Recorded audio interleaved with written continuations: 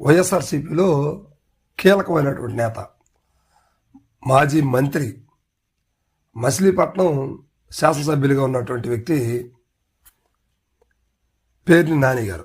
So అదేవిధంగా వైఎస్ఆర్సీపీలో మరో ఫైర్ బ్రాండ్ కూడా ఉన్నారు, ఆయనే కొడాల నాని గారు. సో ఇప్పుడు వీళ్ళిద్దరు కూడా వైఎస్ఆర్సీపీకి రెండు కళ్ళని చెప్పుకోవచ్చు. ఒకళ్ళు కాపు సామాజిక వర్గం, ఒకళ్ళు కమ్మ సామాజిక వర్గం. అయినప్పటికీ జగన్మోహన్ రెడ్డి గారు వీళ్ళని గౌరవించారు, 5 ఏళ్ల పాటు మంత్రి పదవిలో ఉంచారు. అయినప్పటికీ వాళ్ళు కూడా అదేవిధంగా పార్టీ మీద విశ్వాసంతో ఉన్నారు.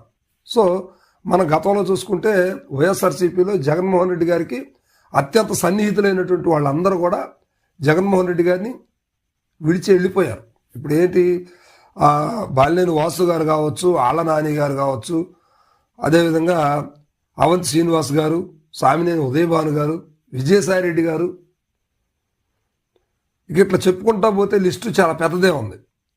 మోపిదేవి వెంకటరమణ గారు అత్యంత సన్నిహితులు జగన్మోహన్ రెడ్డి గారికి, ఆయన కూడా పార్టీ మారారు. సో వీళ్ళందరూ కూడా జగన్మోహన్ రెడ్డి గారు పూర్తి స్థాయిలో న్యాయమే చేశారు. అయినప్పటికీ జగన్మోహన్ రెడ్డి గారిని చాలా తునప్రాయంగా వదిలేసి వెళ్ళిపోయిన పరిస్థితులు ఉన్నాయి.